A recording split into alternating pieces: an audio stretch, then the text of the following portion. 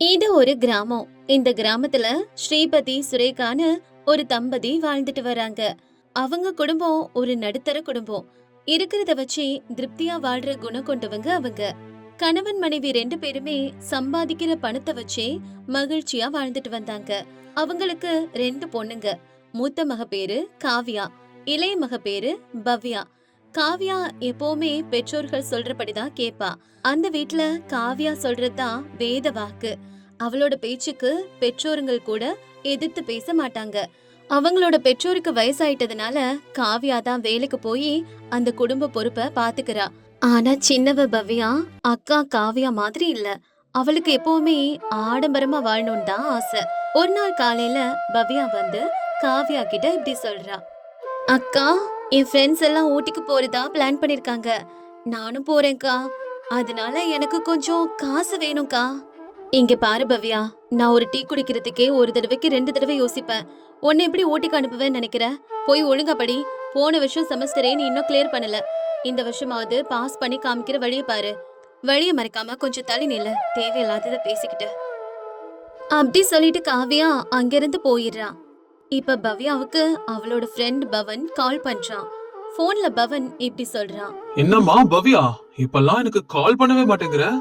ஆமா, உன் ஹிட்லர் அக்காவோட டார்ச்சர் அதிகமாயிடுச்சா என்ன? ஆமாடா, அவ தொல்லை தாங்கவே முடியல. அவ ஒரு பிளாக் அண்ட் ஒயிட் டிவி டைப்டா. நம்ம என்னடான்னா லேட்டஸ்ட் 4K டச் டிவி. நம்மள இப்படி டச் பண்ணாலே போதும், புதுசு புதுசா ஐடியா கிடைக்கும். எனக்கோ வானத்துல பறக்கணும்னு ஆசை. அவ என்னடான்னா இந்த வீடு நிலம் மட்டும்தான் ஆதாரம்னு அவ பேசிட்டு இருப்பா. ரெண்டு பேருக்கும் எப்படிடா செட் ஆகும்? சரி, அதை விடு. ஆமா, எதுக்கு கால் பண்ண சொல்லு. அடட, என்ன பவ்யா, உன் கஷ்டத்தை கேட்டதும் உன்கிட்ட மேட்ரு சொல்றது வேஸ்ட் தான் நினைக்கிறேன். டேய், தேவையில்லாம பேசாத. ஃபர்ஸ்ட் விஷயம் என்னன்னு சொல்லு. ஒன்னும் இல்லடி, நம்ம ஃப்ரெண்ட்ஸ் எல்லாம் சேர்ந்து ஜாலியா சினிமா அப்படியே அவுட்டிங் போலான்னு ஃபிக்ஸ் பண்ணோம். நீயும் வருவியோன்னு கால் பண்ண. ஆனா உனக்கு வர்றதுக்கு செட் ஆகாது போலயே. உன்கிட்ட காசும் இல்லன்னு நினைக்கிறேன். சரி, விட்டு தள்ளு, பாத்துக்கலாம். அப்படி சொல்லிட்டு பவன் போனை கட் பண்ண, பவன் சொன்னதை கேட்டு பவ்யாவுக்கு ரொம்ப கஷ்டமாகுது. பவ்யா இப்ப தன்னோட அக்கா காவ்யாவை தேடுறா. அவ பாத்ரூம்ல இருக்கான்னு தெரிஞ்சுக்கிட்டு அவ பேக்ல இருந்து 1000 ரூபாவை திருடிட்டு எதுவுமே தெரியாதது மாதிரி அவ ரூமுக்கு போய் படிக்கிற மாதிரி நடிக்கிறா.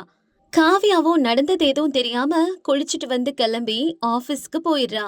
காவ்யா ஆபீஸ் போனதை தெரிஞ்சுக்கிட்ட பவ்யா அவளும் ரெடியாகி வந்து அவளோட அம்மா சுரேகா கிட்ட இப்படி பேசுறா: அம்மா, நான் என்னோட ஃப்ரெண்ட் பவன் வீட்டுக்கு போறேன். நாங்க எல்லாரும் சேர்ந்து நோட்ஸ் ப்ரிப்பேர் பண்ணணும். இத பத்தி உன் அக்கா கிட்ட சொல்லிட்டியா? எல்லா விஷயத்தையும் அந்த மகாராணி கிட்ட சொல்லிட்டு தான் செய்யணுமா? உன்கிட்ட சொல்லிட்டேன்ல, அது போதாதா? கடைசில என் ஃப்ரெண்ட்ஸ் கூட என்ன கிண்டல் பண்றாங்க. உங்க ஹிட்லர் அக்கா உன்னை வீட்டை விட்டு வெளியவே அனுப்ப மாட்டாளான்னு. எனக்கு இதெல்லாம் அசிங்கமா இருக்குமா? இங்க பாரு பவ்யா, உன்னோட அக்கா உன்னை விட 5 வயசு பெரியவ. ஆனா அவ இந்த வீட்டுக்காக, உன் அப்பாவோட மானத்துக்காக, அப்புறம் உன் படிப்புக்காக, சுயநலமே இல்லாம நம்ம எல்லாரோட வயித்தை நிரப்புறதுக்காக மாடு மாதிரி உழைக்கிறா. உன்னை கேள்வி கேக்குற உரிமை எங்க ரெண்டு பேரை விட அவளுக்கு தான் அதிகமா இருக்கு. இன்னொரு தடவை அக்காவை பத்தி இந்த மாதிரி மரியாதை இல்லாம பேசுன, பல்லு பேந்துடும். நீ எங்க போறதுனாலும் போ, ஆனா இருட்டுறதுக்குள்ள வீடு வந்து சேர்ந்துடணும். புரியுதா? சுரேகா அப்படி சொன்னதை கேட்டும் பவ்யாவுக்கு பயங்கரமா கோபம் வருது. கோச்சுக்கிட்டே அங்கிருந்து போயிடுறா. சாயங்காலம் 6 மணி ஆனதும் காவ்யா வேலை விட்டு வீட்டுக்கு வர்றா. பவ்யா அப்பவும் வீட்டுக்கு வராததுனால சுரேகாவுக்கும் ஸ்ரீபதிக்கும் காவ்யா கிட்ட என்ன சொல்றதுன்னு தெரியாம தவிச்சபடி நிக்கிறாங்க. அம்மா, என்னாச்சு? நீங்க ரெண்டு பேரும் ஏதோ ஒரு மாதிரி இருக்கீங்க. அம்மா காவியா, அது வந்து பவ்யா வீட்ல இல்லையா? எங்க போனா? ஏதோ குரூப் ஸ்டடின்னு சொல்லி அவளோட ஃப்ரெண்டு பவன் வீட்டுக்கு போறேன்னு போனாமா. அம்மா, உன்கிட்ட நான் எத்தனை தடவை சொல்லிருக்கேன், அவ எங்கயாவது வெளிய போறான்னா ஃபர்ஸ்ட் என்கிட்ட சொல்ல சொல்லி. இப்பெல்லாம் நாட்டுல நடக்கிறது எதுவுமே சரியில்லம்மா. அவ மேல எனக்கு கோபம் இல்ல. இப்ப இருக்கிற வயசு பொண்ணுங்களுக்கு கட்டுப்பாடு ரொம்ப அவசியம். கொஞ்சம் அப்படி இப்படி ஆனாலும் நம்ம மானத்தோட சேர்த்து அவளோட எதிர்காலமும் பாழாயிடும். ஏன் கஷ்டம் எனக்கு தான் தெரியும். அவளை நல்லா படிக்க வச்சு ஒரு தகுதி ஆனவள ஆக்குனாதான் என்னோட கடமை முடியுமா?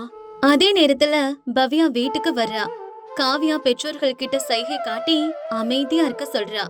அதே நேரம் பவ்யா காவ்யா பக்கமே பார்க்காம அவளோட ரூமுக்கு போறா. அப்ப காவ்யா சத்தமா கூப்பிடுறா: பவ்யா, வெளியில வா.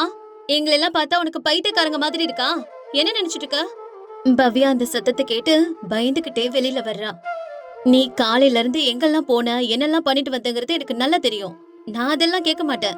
என் பர்ஸ்ல இருந்து 1000 ரூபாவை நீ தானே எடுத்த. அந்த உண்மையை ஒத்துக்கோ. வேற எதுவும் நீ பேசக்கூடாது. இத கேட்டதும் பவ்யாவுக்கு வேர்த்து கொட்டுது. காவ்யாவோட கோபத்தை பார்த்து பவ்யா நடுங்குறா. "ஆ, அக்கா, அது வந்து நான் தான்க்கா எடுத்தேன்." இந்த வார்த்தையை கேட்டதும் காவ்யா அங்கிருந்து வேகமா வந்து பவ்யாவை பலார்னு அறையிறா. காவ்யாவோட கோபத்தை அவங்க பெற்றோர்கள் கூட கட்டுப்படுத்த முடியாம போயிடுது. காவ்யா கோபமா வந்து நாற்காலியில உட்காந்து அழுதுகிட்டே இப்படி சொல்றா. "ஏய், உன்னை என்ன பண்ணாலும் பாவம் இல்லடி. நீ எடுத்த அந்த 1000 ரூபாய் நான் மாசம் பஸ் பாஸ்க்கு கொடுக்கற காசுடி. நான் வேலைக்கு போனாதான் உங்க 3 பேரோட வயிறு நிறையும். ஆனா உன்னோட தற்காலிக சந்தோஷத்துக்காக நான் 1 மாசம் முழுக்க நடந்துதான் அதுக்கப்புறம் வேலைக்கு போகணும். அம்மா, எனக்கு சோறு போடு. சாப்பிட்டுட்டு தூங்குறேன். நாளைக்கு காலையில சீக்கிரமா எந்திரிச்சு நடந்தே போகணும்." அம்மா காவ்யா, நீ அவளோட டியூஷன் ஃபீஸுக்காக 2000 ரூபாய் கொடுத்திருக்கல்ல என்கிட்ட. அத வாங்கிட்டு போய் நாளைக்கு பஸ் பாஸ்க்கு கட்டிருமா. வேணாமா, எனக்கு கோபம் வந்தா அவள 4 வார்த்தை திட்டுவேன். இன்னும் கோபம் வந்தா 4 அடி கூட அடிப்பேன். ஆனா அவளோட படிப்புக்கும் எதிர்காலத்துக்கும் நான் எப்பவும் தடையா இருக்க மாட்டேன். அப்படி சொல்லிட்டு காவ்யா அங்கிருந்து போயிடுறா. பவ்யாவும் கோச்சுக்கிட்டே அங்கிருந்து போயிடுறா. பெற்றோர்கள் 2 பேரும் அவங்களோட இயலாமைய நினைச்சு வருத்தப்பட்டுட்டே நிக்கிறாங்க. பவ்யாவுக்கு அக்காவால நடந்த அவமானத்தை தாங்கிக்கவே முடியல. ராத்திரி முழுக்க யோசிச்சுட்டே இருக்கா. அன்னைக்கு ராத்திரி ஆன்லைன்ல ஒரு மெசேஜ் பவ்யாவோட மொபைலுக்கு வருது. அந்த மெசேஜ்ல, "நீங்க 2000 ரூபாய் முதலீடு பண்ணா உங்களுக்கு ரெட்டிப்பா 4000 ரூபாய் கிடைக்கும்னு இருந்துச்சு." அத படிச்சுட்டு பவ்யா ஆசைப்பட்டு அந்த மெசேஜ ஓபன் செஞ்சு சேட் பண்ண தொடங்குறா. அங்கிருந்து "கேன் ஐ கால் யூன்னு" ஒரு மெசேஜ் வந்ததும் பவ்யாவும் எஸ்ன்னு சொல்றா. ஒரு ஆன்லைன் கால் வருது. Hi, can I speak in English? ஐயோ இல்லங்க, எனக்கு இங்கிலீஷ் சரியா வராது. ஓகே ஓகே, நீங்க தமிழ்காரங்களா? எனக்கும் தமிழ் பேச தெரியுங்க. நானும் தமிழ் தான். இது ஒரு சிம்பிள் கேம். நீங்க 2000 ஆன்லைன்ல கட்டின உடனே ஒரு 5 நிமிஷத்துல உங்களுக்கு 5 கொஸ்டின்ஸ் கேட்போம். 1+1 எவ்வளவு? 2. இந்த மாதிரி நீங்க பதில் கொடுத்த உடனேயே 2 நிமிஷத்துல 2000 ரூபாய் பிளஸ் 4000 ரூபாய் உங்க அக்கவுண்ட்டுக்கு வந்துரும். நீங்க ஒவ்வொரு நாளும் உங்க வருமானத்தை டபுள் ஆக்கிக்கலாம். எப்படி? ஆனா என்கிட்ட பேங்க் அக்கவுண்ட் இல்லையேங்க. அட, அதனால என்ன? உங்க வீட்ல இருக்கவங்களோடது இல்ல உங்க ஃப்ரெண்ட்ஸ் யாரோட அக்கவுண்ட் நம்பர் இருந்தா கூட பரவாயில்ல. நாங்க உடனே கேம் ஸ்டார்ட் பண்ணிடுவோம். சோ நாளைக்கு நம்ம பேசலாம். அடுத்த நாள் காலையில சீக்கிரமாவே எந்திரிச்ச பவ்யா அம்மா கிட்ட போறா. "அம்மா, நான் இன்னைக்கு டியூஷன் ஃபீஸ் கட்டணும். இன்னைக்கு தான் லாஸ்ட் டேட்." ஆனா சுரேகாவுக்கு கொஞ்சம் சந்தேகமா இருந்தது. "ஏண்டி, எல்லா மாசமும் 10ஆம் தேதி தானே டியூஷன் ஃபீஸ் வாங்கிட்டு போவ? இந்த மாசம் 2 நாளைக்கு முன்னாடியே கேக்குற. உண்மை சொல்லு, டியூஷன் ஃபீஸ் தானா இல்ல வேற ஏதாவது வேலை காட்ட பாக்குறியா?"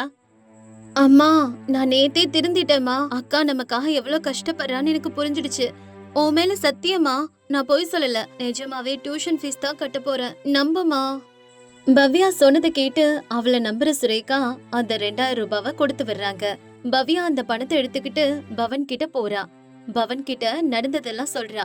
பவன் சந்தோஷத்துல துள்ளி குதிக்கிறான். அந்த 2000 ரூபாவை பவனோட அக்கவுண்ட்ல போட்டு ஆன்லைன் கேமிங் நம்பருக்கு கால் செய்றாங்க. அவன் சொன்னபடியே அந்த 2000 ரூபாவை அந்த நம்பருக்கு டிரான்ஸ்ஃபர் பண்றாங்க. உடனே 5 சிம்பிளான கொஸ்டின்ஸ் கேட்கப்படுது. அது எல்லாத்துக்கும் ஆன்சர் பண்ணன உடனே இவங்களோட அக்கவுண்ட்டுக்கு 4000 ரூபாய் வருது. பவ்யா பவன் 2 பேரும் இதே பணத்தை டபுள் ஆக்கிக்கிட்டே போய் கிட்டத்தட்ட 1,00,000 ரூபாய் வரைக்கும் விளையாடுறாங்க. இப்படியே இவங்க 2 பேரும் இந்த விளையாட்டுக்கு அடிமையாகிறாங்க. கடைசியா கட்டின 1,00,000 ரூபாய் பணம் டபுள் ஆகி வரல. உடனே பவ்யா கால் பண்ணி அங்கே கேக்குறா. மேடம், நீங்க எங்களோட பிளாட்டினம் கேமர் மேடம். நீங்க இன்னும் 2 லட்சம் மட்டும் கட்டிட்டா உங்களுக்கு டோட்டலா 10 லட்சம் ரூபாய் கிடைக்கும். அதுக்கப்புறம் நீங்க கம்ப்ளீட்டா உங்க பணத்தை வித்ட்ரா பண்ணிக்கலாம். இல்லைன்னா இந்த காசு உங்களுக்கு கிடைக்காம போயிடும் மேடம். சீக்கிரம் ரெடி பண்ணுங்க. இத கேட்ட பவ்யா பதட்டமாகி பவன் கிட்ட விஷயத்த சொல்றா. "இப்ப மட்டும் நம்ம 2,00,000 ரூபாய் கொடுத்தோம்னா 10,00,000 ரூபாய் சம்பாதிக்கலாம்டா. அதிர்ஷ்டம் நம்ம பக்கம் தான் இருக்கு. ஆனா என்னால அவ்வளவு பணம் கொண்டு வர முடியாது. நீதான் ரெடி பண்ணணும்." என்ன பவ்யா இப்படி சொல்ற?